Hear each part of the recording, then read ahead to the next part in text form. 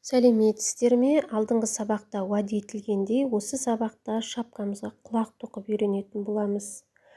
Мынау біздің шапкамыздың артқы беті қақ ортасы болып есептеледі.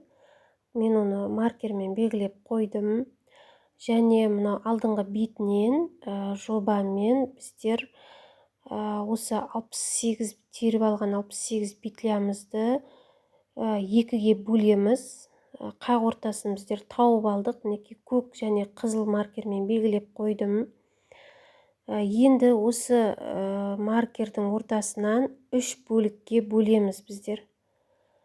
Яғни біздер санайтын болсақ, мен өзім 15 петлядан теріп алдым 3 бөлікті. Негізі тең жартысы 17 петля болады. 1, 2, 3, 4, 5, 6, 7, 8, 9, 10, 11, 12, 13, 14, 15. Мына жақта солай. 1, 2, 3, 4, 5, 6, 7, 8, 9, 10, 11, 12, 13, 14, 15. Міне 15-ші петляға маркер белгілеп қойдым. Енді артқы жағына қарай тоқитын боламыз. Құлақшынды. Ол үшін мына маркер тұрған жерден инемізді өткізіп алып, маркерімізді алып тастаймыз. Жіптен петлялар теріп аламыз осы инеден.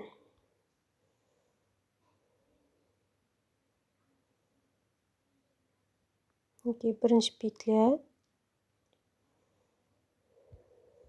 Осы жердегі әрбір петлядан біздер ілмек теріп аламыз. Екінші петля.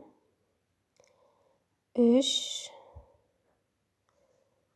4, 5, 6, 7, 8, 9, 10, 11, 12,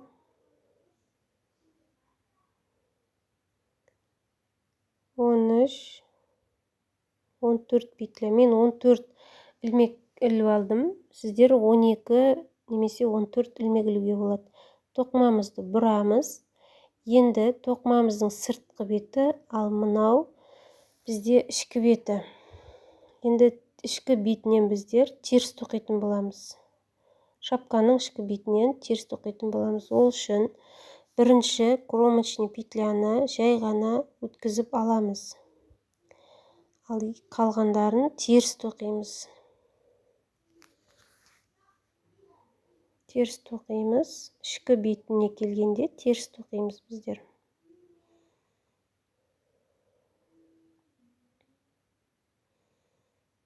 Соңына дейін теріс тоқи береміз.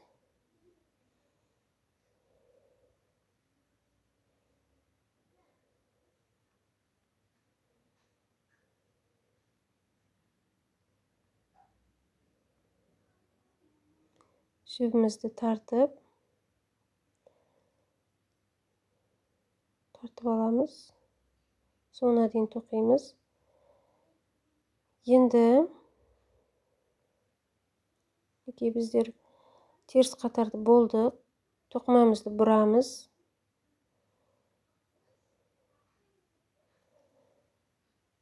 Екінші қатар, келесі қатар бізде оң жақ бетінен тоқылады. Кромочный петляны жай ғана өткізіп аламыз да, оң жақ бетінен оң тоқимыз енді. Тек қана оң тоқимыз. Бізде оң петлялар шығу керек сол кезде.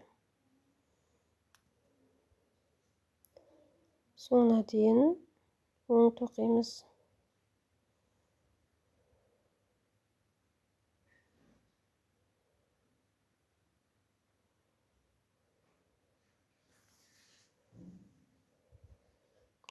Енді соңғы петляны оң жақ бетіне келгенде теріс аламыз. Ал енді теріс қатарға келдік. Ішкі бетіне келдік. Бұны біз теріс тоқимыз. Бірінші петляны жай ғана өткізіп аламыз. Қалған петляларды соңына дейін теріс тоқып шығамыз.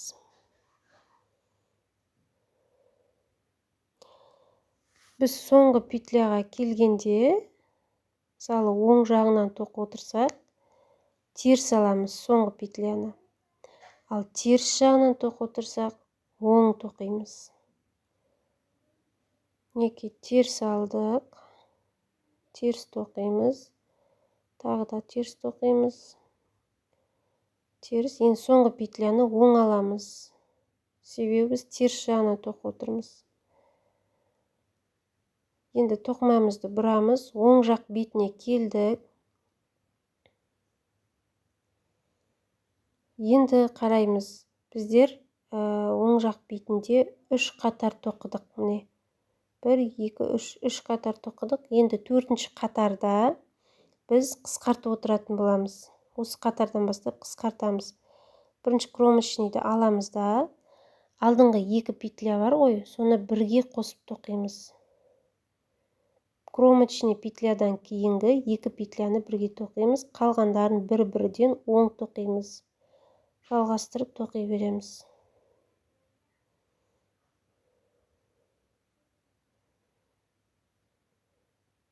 Мына соңғы петляның алдыңғы петляға дейін тоқимыз. 2 петляны қысқартамыз қазір.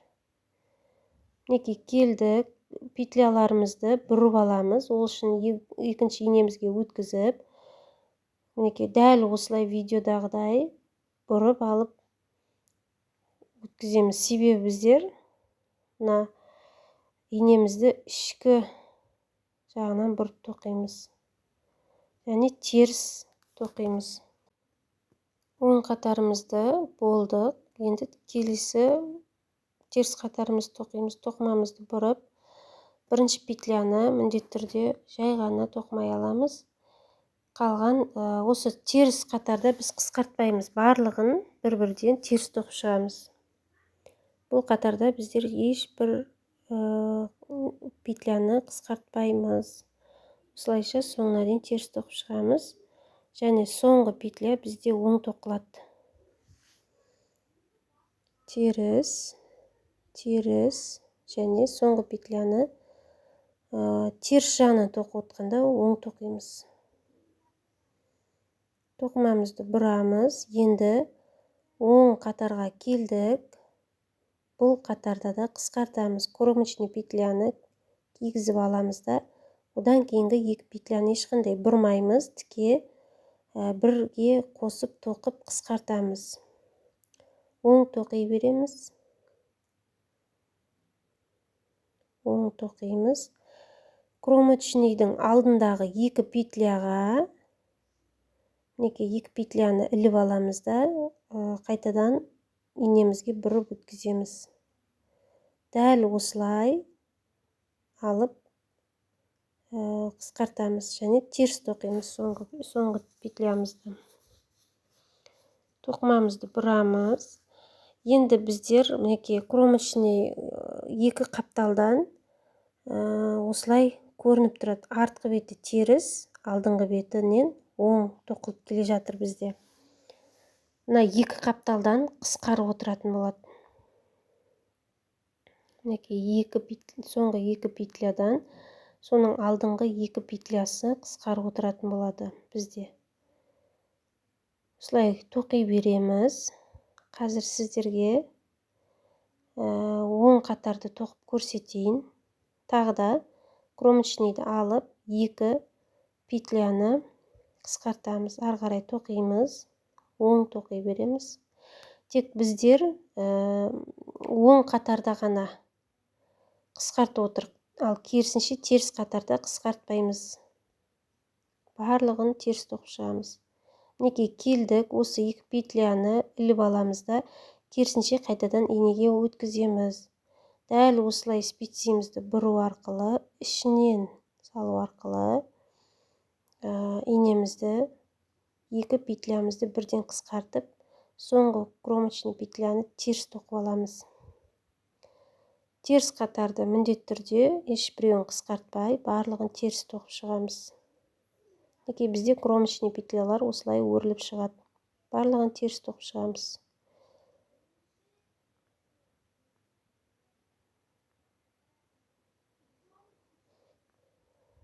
Оң қатарға келдім.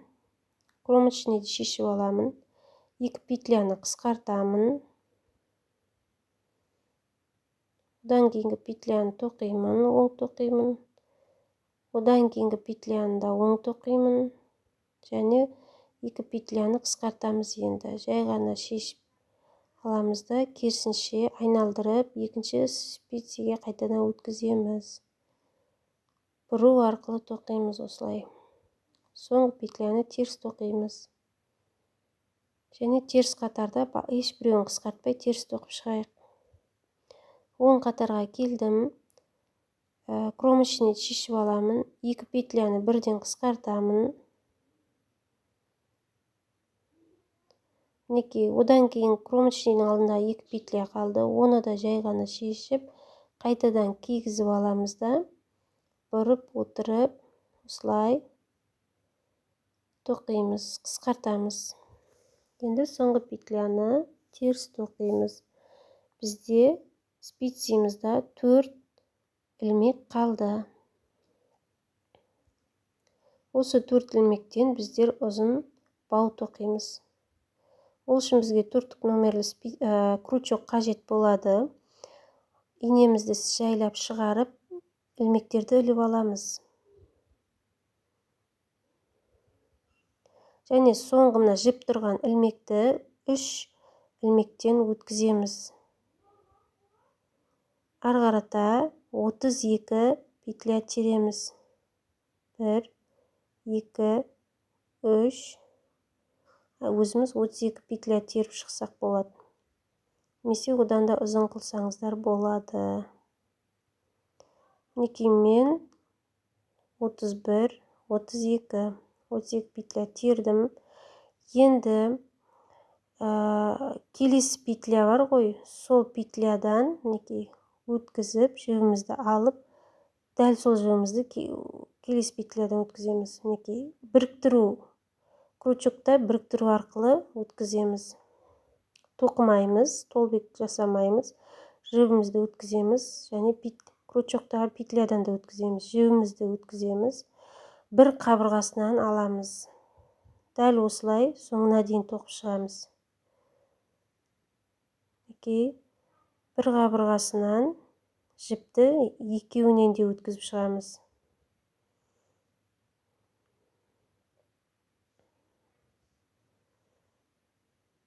Петляны бір қабырғасынан өткіземіз де, крючокта тұрған петлядан тағы өткіземіз.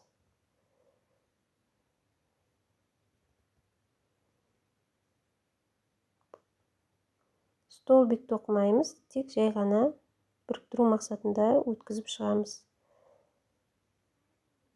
Соңына дейін өзіміз осылай біріктіріп шыға берейік.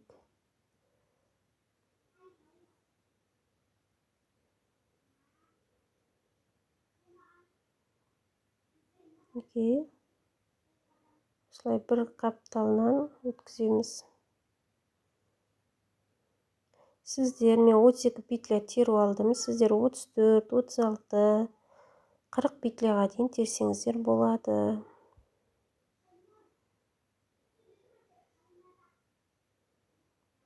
Отыздан төмен бізде бауы қысқарып кетеді. 30-дан төмен терсеңіздер. Мінекей біздер соңғы жағына келіп қалдық. Дәл осылай жібімізді іліп аламыз. Соңғы петлямызды тоқимыз. Және мына жақтан да жаңағы не істеу үшін тоқып жібереміз. Жақсы ілініп тұру үшін біздер тағы да дәл осылай өткізіп тоқып жібереміз ары қарай. Жақсы бекіп тұру үшін. Осы кромочный петлялардан да өткізіп жібереміз. Мінекей бізде бекіді. Осындай бау шықты бізде әдемі.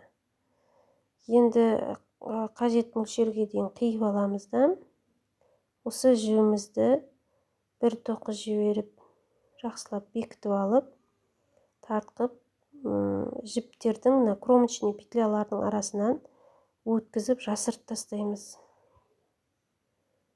Бізде сыртқы бетінен ештеңе білінбей кетті. Мына жібімізді осылай кромочный петлялардың арасынан өткізіп жасырып тастасақ болады.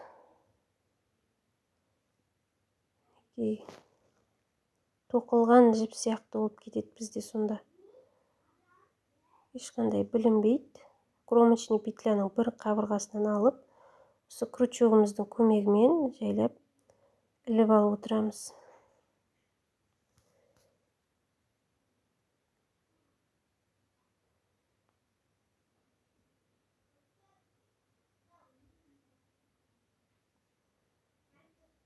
Мінекей.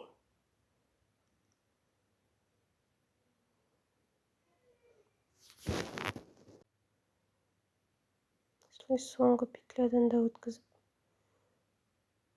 кіргізіп жібереміз.